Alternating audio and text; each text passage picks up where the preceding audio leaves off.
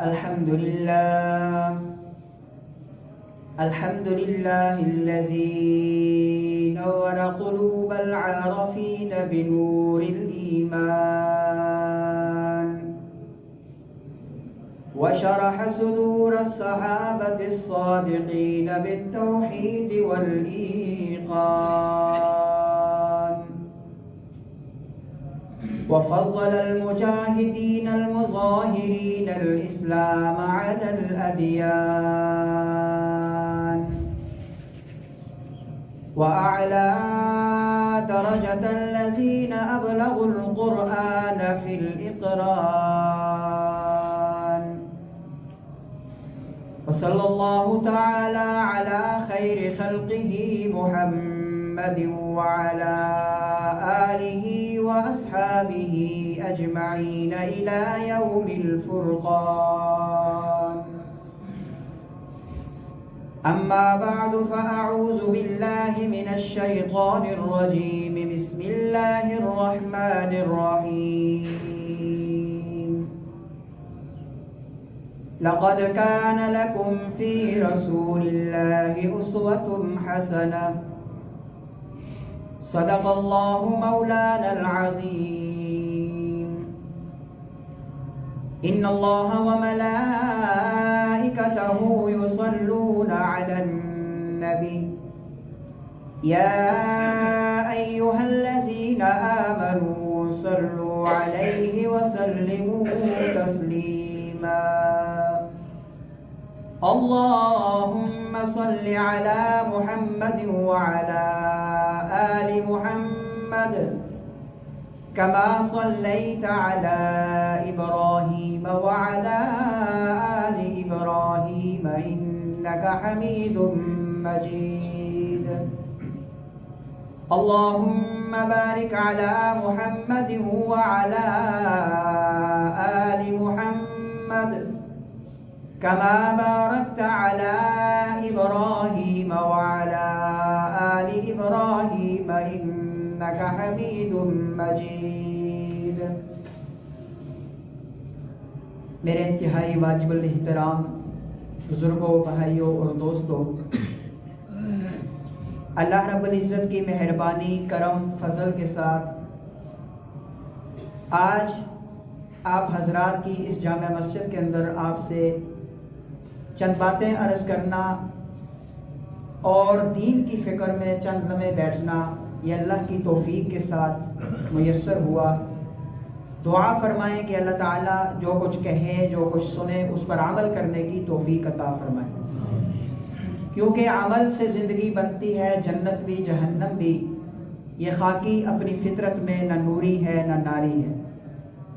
انسان جب اس دنیا کے اندر آیا تو ایک مقصد لے کر آیا ہے، اور وہ مقصد کیا مقصد ہے؟ قرآن مجید میں اللہ تعالیٰ فرماتے ہیں وَمَا خَلَقْتُ الْجِنَّ وَالْإِنسَ إِلَّا لِيَعْبُدُونَ، ہم نے جنوں اور انسانوں کو اپنی عبادت کے لیے پیدا کیا۔ کھانا پینا، بچے پیدا کرنا، دیگر تمام چیزیں یہ اور مخلوقات کے ساتھ بھی خاص ہیں۔ صفت خاصیت اگر کوئی انسان کی ہے تو وہ یہ ہے کہ وہ اللہ کی عبادت اور اس کی اطاعت کے لیے پیدا کیا گیا۔ اگر یہ انسان بھی دیگر مخلوقات کی طرح اپنے آپ کو کھانے پینے، رزق کی تلاش، کار، کوٹھیاں، بنگلے اور ان چیزوں کے لیے وقف کرے گا اور مصروف رکھے گا تو پھر شاید کہ ہمارے اور اس مخلوق کے درمیان کوئی اتنا بڑا فرق نہیں ہوگا، صرف جسمانی کیفیت کا ہی فرق رہ جائے گا۔ اللہ رب العزت نے آدم علیہ السلام سے لے کر قیامت تک انسانیت کو جو پیدا کیا یا کرنا ہے، اس کا ایک ہی مقصد ہے کہ انسان جو ہے وہ میری قدرت کو پہچانے اور میرے بتائے ہوئے طریقے کے اوپر زندگی گزار کر میری خلافت کا جو مقصد ہے اسے پورا کرے۔ انسان کو اللہ نے اپنا خلیفہ بنایا، نائب بنایا، اور جو کام اصل کا ہوتا ہے وہی نائب کا ہوتا ہے، جو حکم اصل دیتا ہے وہی اس کا نائب اور اس کا ماتحت کرتا ہے۔ اور ہمارے پاس اللہ رب العزت کی دی ہوئی ہر وہ نعمت موجود ہے جس کی ہمیں ضرورت تھی۔ آنکھیں اللہ نے ہمیں عطا کی ہیں، زبان اللہ نے ہمیں عطا کی ہے، کان عطا کی ہیں، اولاد کی نعمت، ماں باپ کی نعمت، دنیا کی ہر نعمت ہمیں اللہ نے عطا کی ہے اور اتمام حجت پورا کیا ہے۔ کل قیامت کے دن کوئی بندہ یہ نہیں کہہ سکتا کہ الہ العالمین میں تو اس لیے عبادت نہیں کر سکا کہ آپ نے مجھے فلان نعمت نہیں دی تھی، میں اس کی تلاش میں لگا ہوا تھا۔ انسان کے ذمے جو کام اللہ نے لگایا وہ انسان کرے، اور جو کام اللہ نے اپنے ذمے لگایا وہ اللہ ہمارے لیے پورا پورا کر رہے ہیں۔ 12واں سپارہ پہلی آیت اللہ تعالیٰ فرماتے ہیں کہ وَمَا مِن دَابَّةٍ فِي الْأَرْضِ إِلَّا عَلَى اللَّهِ رِزْقُهَا وَيَعْلَمُ مُسْتَقَرَّهَا وَمُسْتَوْدَعَهَا كُلٌّ فِي كِتَابٍ مُبِينٍ، کہ روئے زمین پر چلنے والی، رینگنے والی، ٹرنے پھرنے والی کوئی مخلوق ایسی نہیں کہ جس کا رزق کا ذمہ اللہ نے اپنے سر نہ لیا ہو۔ ہر ایک مخلوق کا ذمہ اللہ نے اپنے ذمہ لیا رزق کا، اور انسان تو ان ساری مخلوقات میں، بلکہ 18,000 مخلوقات میں سب سے اشرف مخلوق اگر کوئی ہے تو وہ انسان ہے۔ انسان کو اللہ تعالیٰ کس طرح بھوکا مار سکتے ہیں؟ ان کے رہنے سہنے کی جگہ، ان کا ٹھکانہ، ان کا پلٹنا جھپٹنا، ساری چیزیں اللہ تعالیٰ نے اپنے ذمہ لی ہیں، اور انسان کو یہ کہا کہ تم نے صرف میری عبادت کرنی۔ آج ہم اللہ رب العزت کی اس عبادت کے اندر بھی ڈنڈی مارتے ہیں، اور بالخصوص جو ہمارے ہاں شادی بیاہوں کے معاملات ہیں، فوتگیوں کے معاملات ہیں، یہاں پر ہم بالکل اپنے مذہبی جو سسٹم ہوتا ہے اس سے ہٹے ہوئے ہیں۔ رسم و رواج کو ہم نے شادیوں کے اندر بھی لے آئے ہیں اور فوتگیوں کے اندر بھی لے آئے۔ نبی کریم صلی اللہ علیہ وسلم انبیاء کرام کی وہ آخری کڑی ہیں، تمام انبیاء کے سلسلے کا وہ آخری ستون جو ہے وہ ہمارے نبی علیہ الصلوۃ والسلام ہے، خاتم الانبیاء، خاتم النبیین ہے۔ ہمارے لیے وہ لقد کان لکم فی رسول اللہ اسوۃ حسنہ ہے، یعنی جو کچھ آپ صلی اللہ علیہ وسلم نے کیا، کر کے دکھایا، صحابہ نے کیا، آپ نے رضامندی ظاہر کی، وہ ہمارے لیے بہترین آئیڈیل اور نمونہ ہے۔ اللہ رب العزت نے، آپ جب مارکیٹ میں جاتے ہیں، کوئی بھی چیز خریدتے ہیں، واشنگ مشین خریدتے ہیں، گاڑی موٹر سائیکل خریدتے ہیں، کوئی چیز خریدتے ہیں، آپ لائسنس بنانے کا ٹیسٹ لینے کے لیے جاتے ہیں، تو آپ کے ساتھ کوئی لٹریچر ہوتا ہے، اس کی چیز، اس کو استعمال کرنے کا کوئی قانون، کوئی ضابطہ ہوتا ہے کہ آپ نے اس مشین کو، اس چیز کو اس طریقے سے استعمال کرنا ہے، اس طرح استعمال کریں گے تو یہ چلے گی، اس طریقے سے ہٹ کے استعمال کریں گے تو اس کی کوئی گارنٹی نہیں، یہ شام تک چلے یا کل تک چلے کوئی گارنٹی نہیں ہے۔ اللہ رب العزت نے مجھے اور آپ کو پیدا کیا، ہمیں اللہ نے کتاب بھی عطا کی ہے جو لا ریب کتاب ہے، لا شک کتاب ہے، جس کے اندر رائی کے دانے کے برابر شک نہیں ہے۔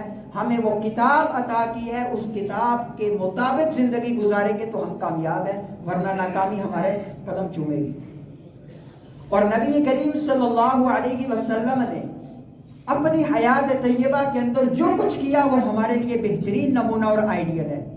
آپ صلی اللہ علیہ وسلم کے زمانے میں شادیاں بھی ہوئی ہیں، فوتگیاں بھی ہوئی ہیں۔ ہم نے ہمارے معاشرے میں جب کوئی شادی ہو، پری پلان کے ساتھ شادی ہوتی ہے، 2 سال 3 سال پہلے اس کی پلاننگ کی جاتی ہے کہ اب میں نے اپنے بچے یا بچی کی شادی کرنی ہے، پورا ایک پلان ہوتا ہے، میٹنگ ہوتی ہے، مشورہ ہوتا ہے، رشتہ دیکھا جاتا ہے، آنا جانا ہوتا ہے، لوگوں کو پتہ چل جاتا ہے کہ فلاں گھر میں شادی ہونے والی ہے، تو اس کو پری پلان کے تحت کیا جاتا ہے۔ اب جب شادی پری پلان کے تحت ہوتی ہے تو ہم پری پلان سے پہلے، مشورہ کرنے سے پہلے، میٹنگ کرنے سے پہلے، باہمی جوڑ پیدا کرنے سے پہلے ہم قرآن کو دیکھیں کہ قرآن میں شادی کا کیا تصور اور کیا کنسپٹ ہے۔ ہم رسول اللہ صلی اللہ علیہ وسلم کی 11 شادیوں کے اوپر نظر دہرائیں کہ ہمارے نبی علیہ الصلوۃ والسلام نے کس طرح شادیاں کی تھی، ہم اس طرح شادی کریں گے۔ نبی علیہ الصلوۃ والسلام نے خود بھی شادی کی ہے، اپنی 4 بیٹیوں کو گھر سے رخصت بھی کیا ہے، ہم اپنی بیٹی کو گھر سے کس طرح رخصت کریں گے۔ نبی علیہ الصلوۃ والسلام کے دور میں 1.25 لاکھ صحابہ کرام نے شادیاں کی ہیں، اپنی شادیاں کی، اپنی بہنوں کی شادیاں کی، بیٹیوں کی شادیاں کی ہیں۔ کس طرح کی ہے، ہم بھی اپنی بیٹی کی بہن کی شادی اس طرح کریں گے، تب ہم جا کر نبی علیہ الصلوۃ والسلام کے سچے اور پکے عاشق بھی بنیں گے، غلام بھی بنیں گے۔ لیکن جب ہم اپنی شادیوں کے اندر ہندوستان سے کچھ لے کر آئیں گے، غیروں کی اقوام سے کچھ لے کر آئیں گے، پھر ہم زبان سے دعویٰ تو کر سکتے ہیں لیکن حقیقی طور پہ ہم نبی کے غلام نہیں بن سکتے۔ اسی طرح نبی علیہ الصلوۃ والسلام کے دور میں فوتگیاں بھی ہوتی تھیں۔ آپ غزوہ بدر کا مارکا لے کر، مارکا جیت کر واپس آ رہے ہیں، قاصد جلدی سے مدینہ میں پہنچا کہ آپ مدینے والوں کو خوشخبری سناؤ کہ ہمیں فتح حاصل ہو رہی ہے اور مسلمان بدر کا میدان جیت کر واپس آ رہے ہیں۔ جب وہ قاصد مدینہ میں پہنچتا ہے، آگے کسی کی تدفین ہو رہی ہوتی ہے، قبر کے اوپر مٹی ڈالی جا رہی ہوتی ہے، وہ قاصد پہنچتا ہے، عثمان غنی رضی اللہ تعالیٰ عنہ سے پوچھتا ہے کہ عثمان غنی یہ کس کی تدفین ہو رہی ہے؟ تو عثمان غنی رضی اللہ تعالیٰ عنہ فرماتے ہیں یہ رسول اللہ صلی اللہ علیہ وسلم کی بیٹی سیدہ رقیہ کی تدفین ہو رہی ہے رضی اللہ تعالیٰ عنہ، یہ ان کی تدفین ہو رہی ہے۔ وہ بیمار تھی، غزوہ بدر پہ جانے سے پہلے آپ صلی اللہ علیہ وسلم نے حضرت عثمان غنی کو ان کی بیمار پرسی اور تیمارداری کے لیے گھر پہ چھوڑا تھا اور فرمایا تھا کہ آپ کو بدری صحابہ کا ثواب برابر کا ثواب ملے گا، آپ یہاں پہ رہو۔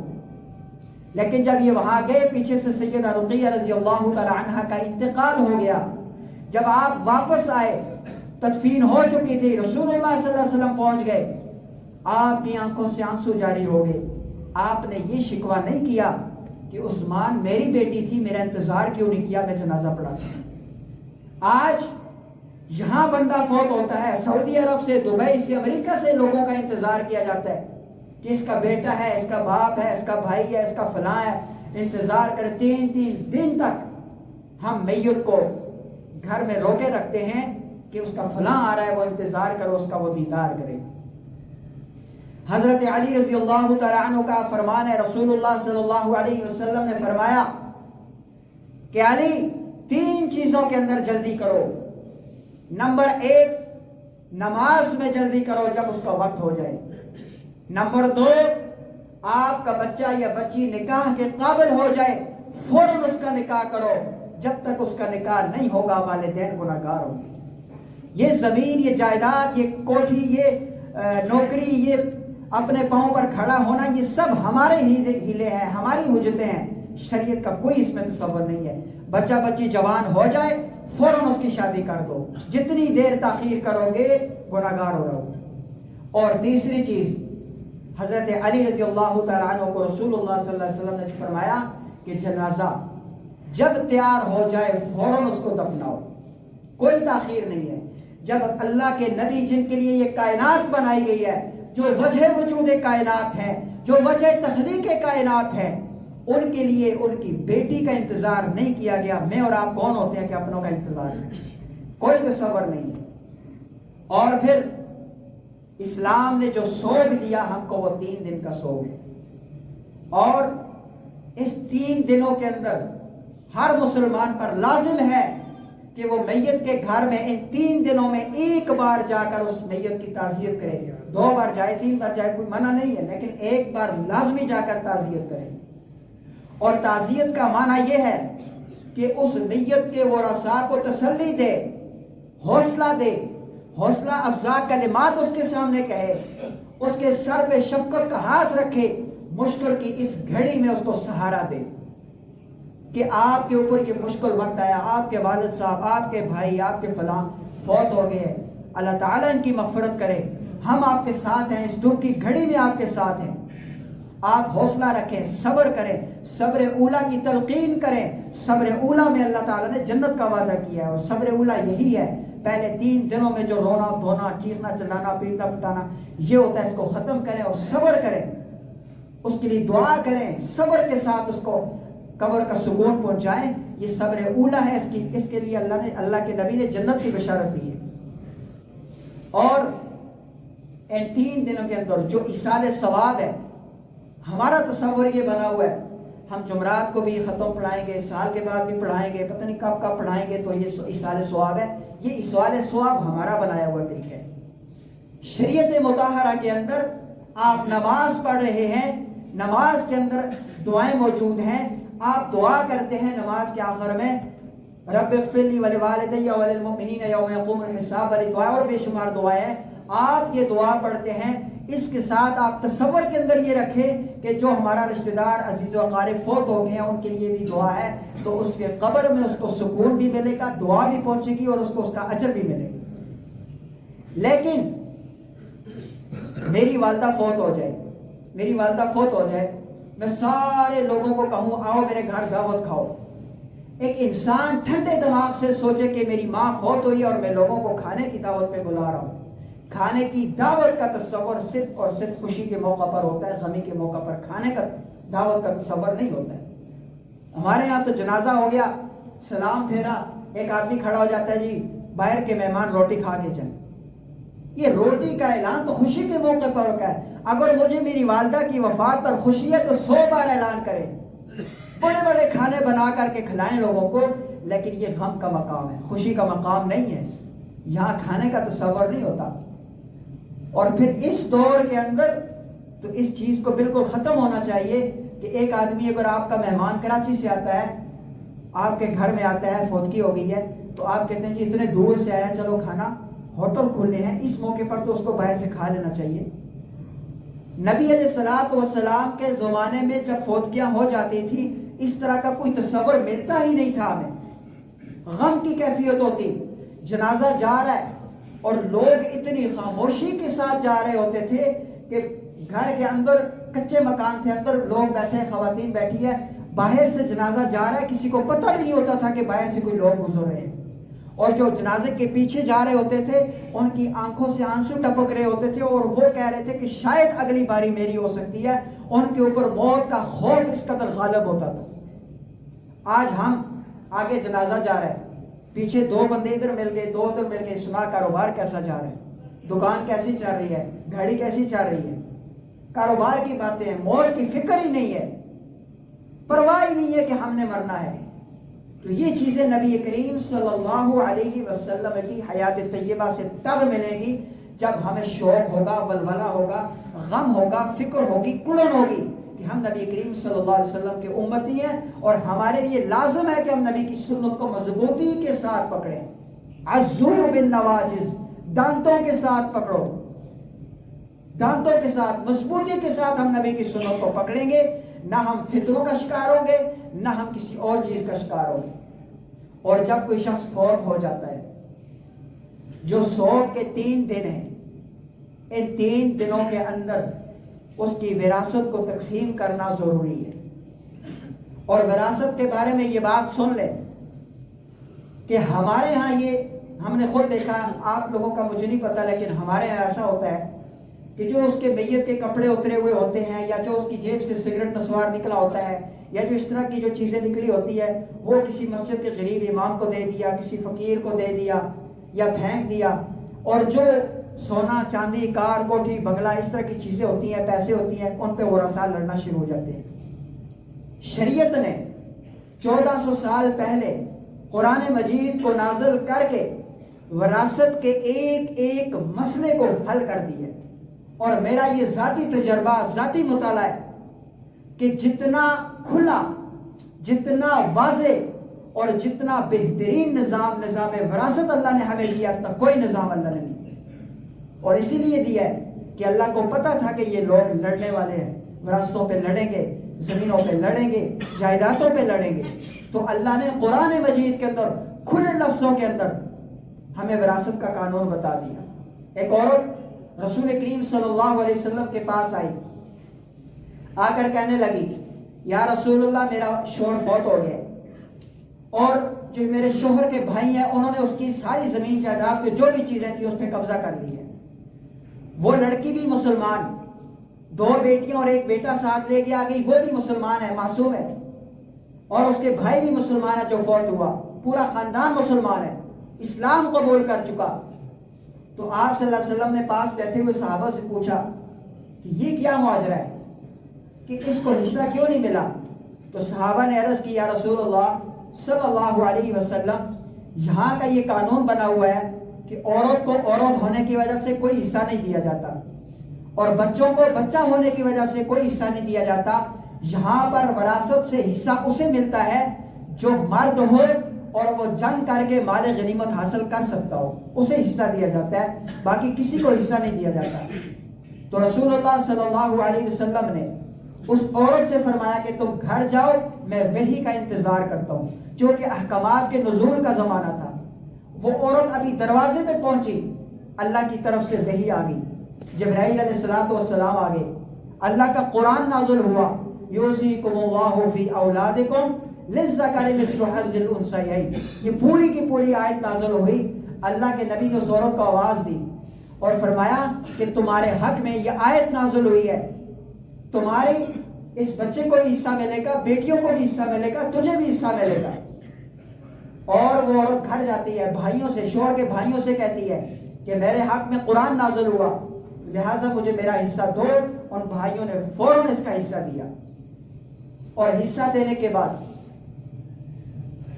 ان کا جو حصہ بنتا تھا وہ حصہ ان کو دیا.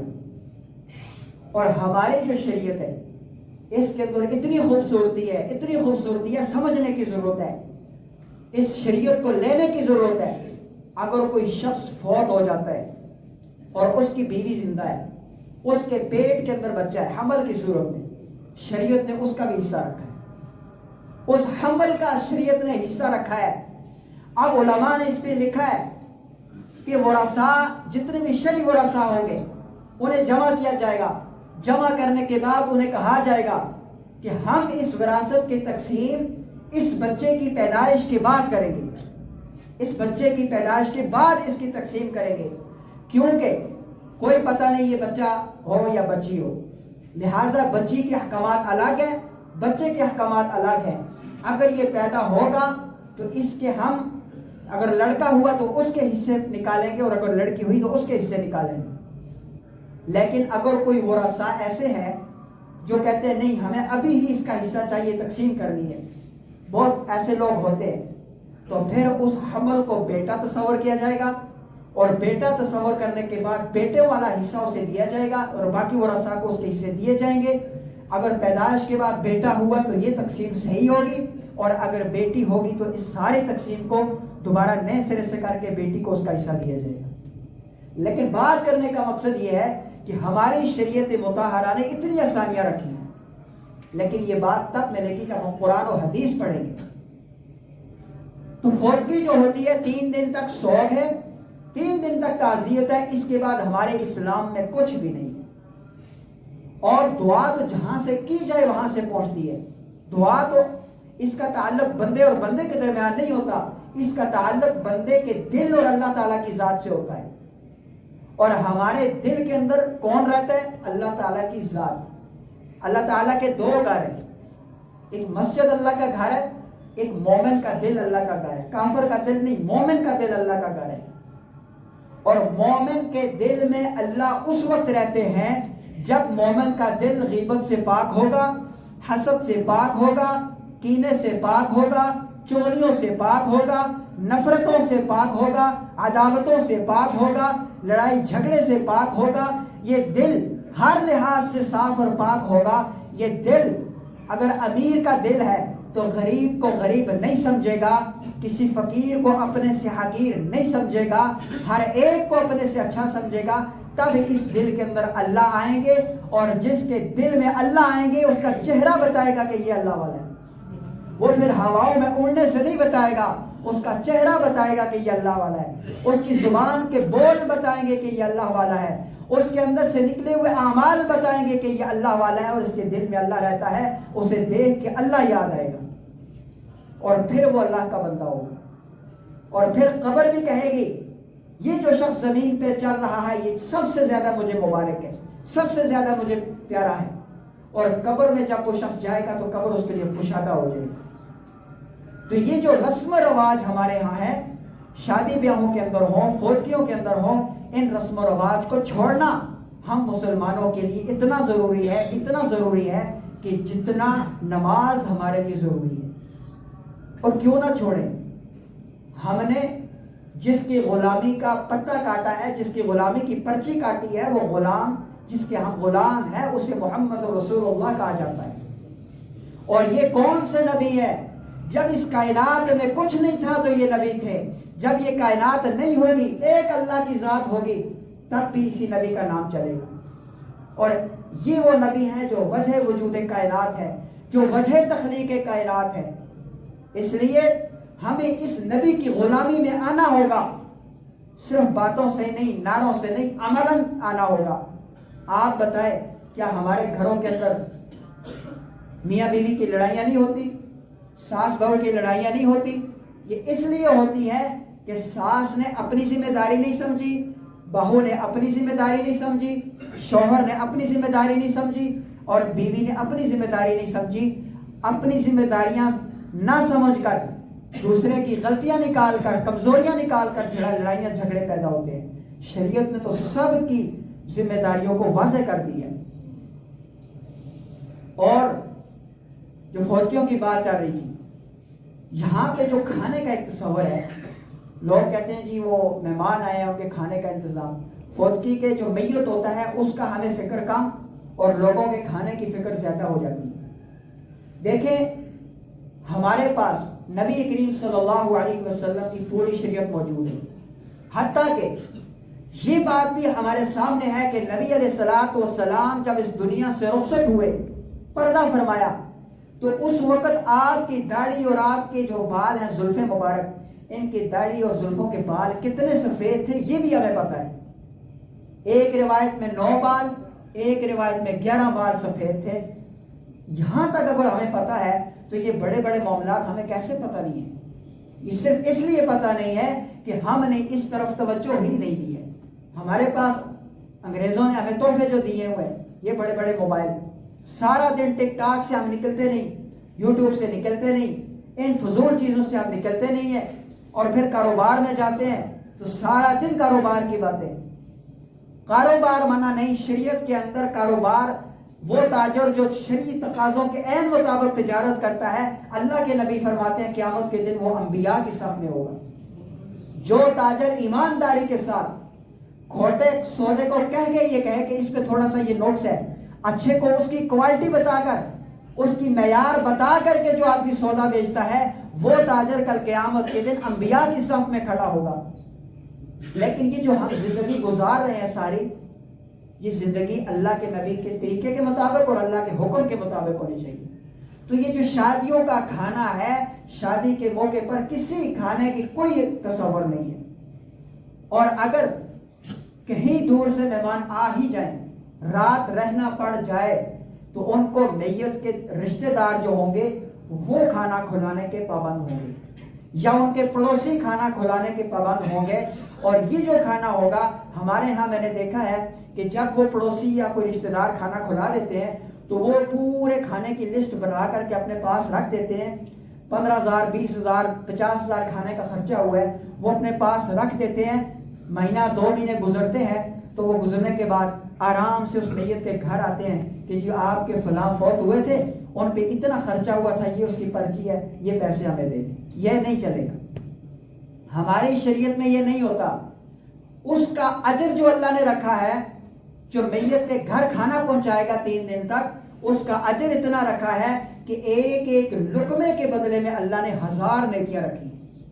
ایک لقمے کے بدلے اللہ نے 1000 نیکیاں رکھی ہے۔ اور اتنا بڑا اجر اسی لیے رکھا ہے کہ اس بھائی پر مصیبت آئی ہے، اس کی مصیبت میں، اس کے دکھ میں تم برابر کے شریک ہو جاؤ اور اس کا مداوع کرو۔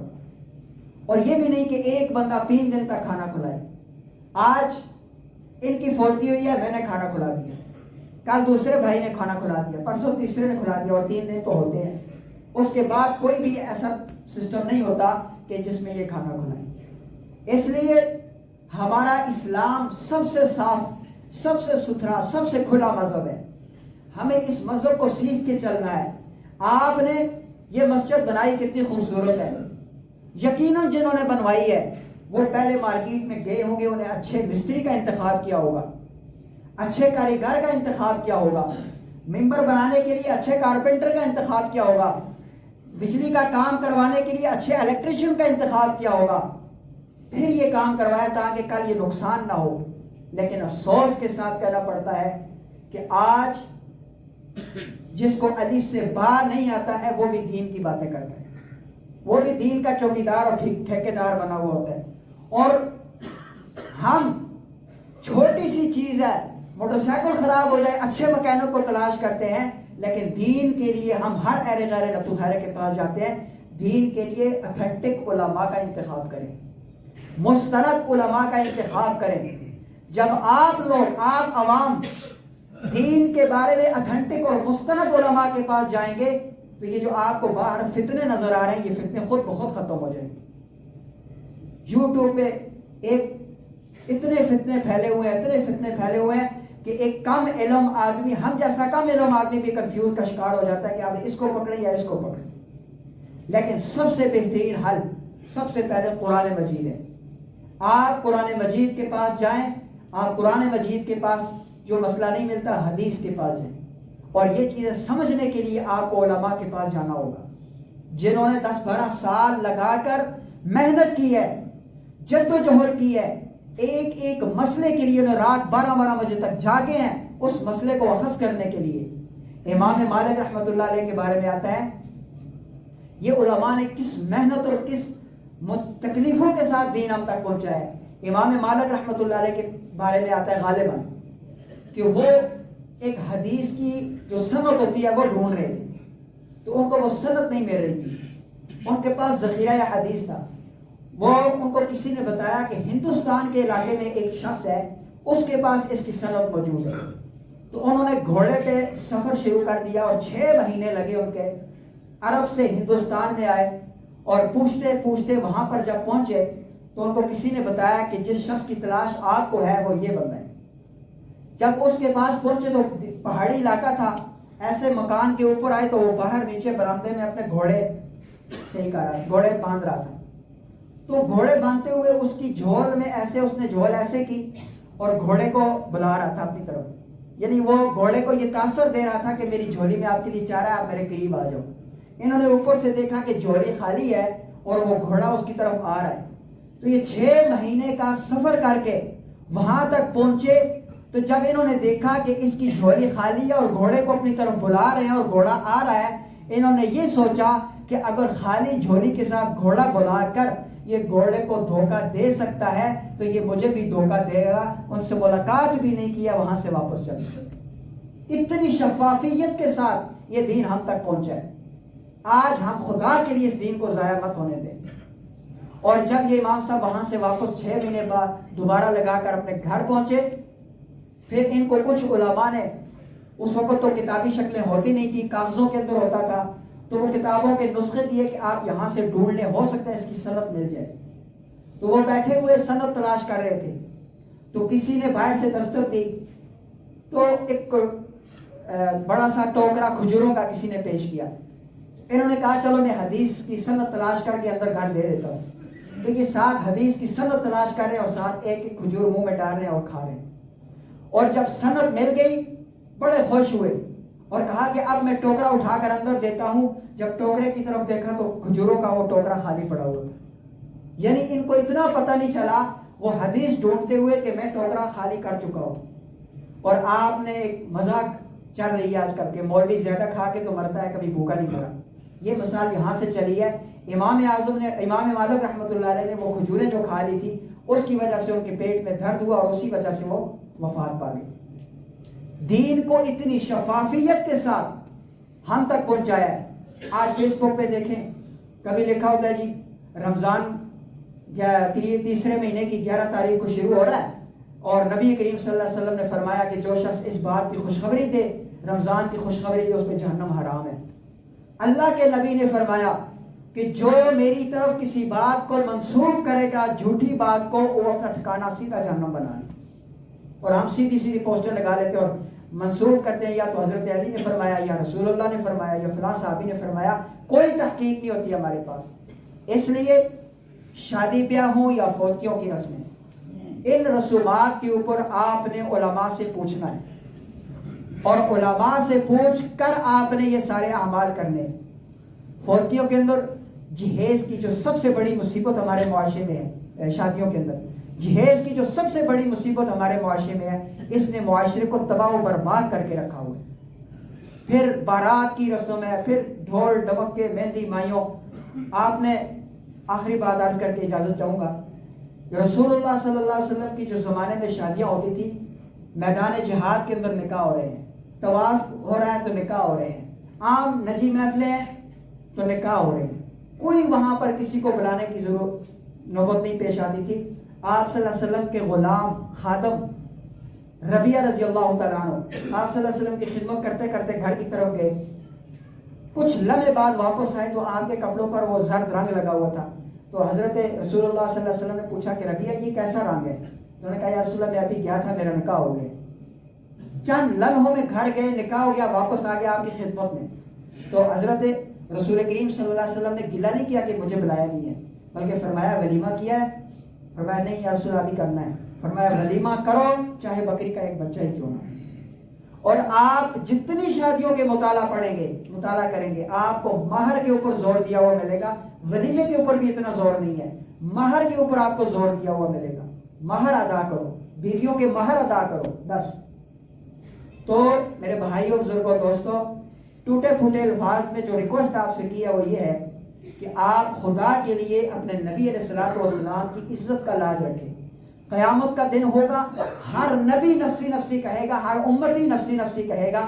ایک میرے اور آپ کے آقا ہوں گے جو امتی امتی پکار رہے ہوں گے. اس نبی کی لاج رکھ لو. حوض کوثر پہ یہ نبی اپنے ہاتھوں سے جام پلا رہے ہوں گے.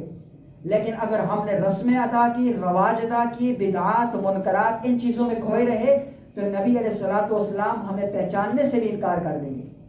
کہیں گے یہ تو میرا امتی نہیں ہے، میں نے جو تعلیم دی تھی اس کے برعکس اس نے کیا تھا، اس میں اضافہ کیا تھا، لہٰذا یہ میرا امتی نہیں ہے، اس کو لے جاؤ. بتاؤ ہم کس کے پاس جائیں گے؟ جس نبی نے طائف کی وادیوں میں ہمارے لیے خون بہایا، ہم اس کے لیے ایک سنت زندہ نہیں کر سکتے؟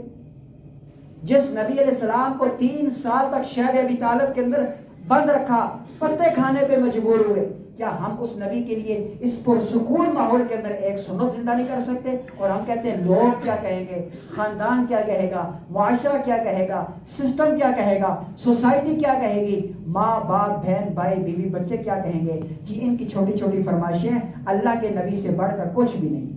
یہ سب کچھ اللہ کے نبی پہ قربان.